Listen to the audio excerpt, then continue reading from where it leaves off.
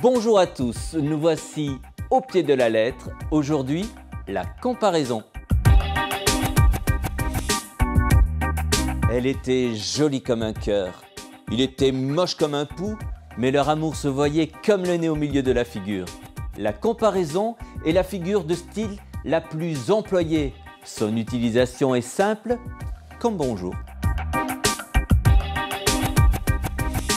La comparaison consiste à rapprocher deux choses qui ont un point commun à l'aide d'un outil de comparaison, comme, ainsi que, pareil à, semblable à l'instar de. Ce peut être aussi un verbe, ressembler à. Elle permet de mieux se faire comprendre, de donner une vision plus concrète. Un homme fier, on sait ce que c'est. Mais un homme fier comme un coq, on le voit se pavaner, la poitrine gonflée. Un homme et le comparé, le coq le comparant, et comme l'outil de comparaison.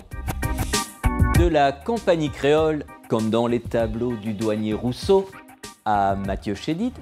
Je dis M comme un emblème. Les chanteurs usent et abusent de la comparaison.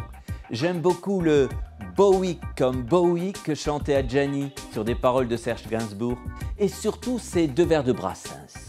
Je voudrais avoir la foi de mon charbonnier qui est heureux comme un pape et con comme un panier.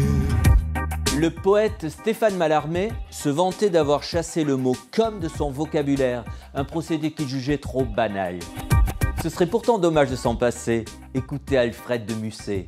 C'était dans la nuit brune, sur le clocher jauni, la lune comme un point sur un nid.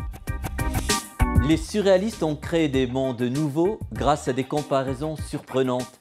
Souvenez-vous de Paul Éluard, la terre est bleue comme une orange. Il faut dire que ces gens-là subissaient l'influence de Lautréamont qui avait écrit « Il est beau comme la rencontre fortuite d'un parapluie et d'une machine à coudre sur une table de dissection. » Pas vraiment clair comme de l'eau de roche. Les cacahuètes, c'est doux et salé, fort et tendre comme une femme. On doit cette citation en Jean-Claude Van Damme qui parle français comme une vache espagnole. À bientôt.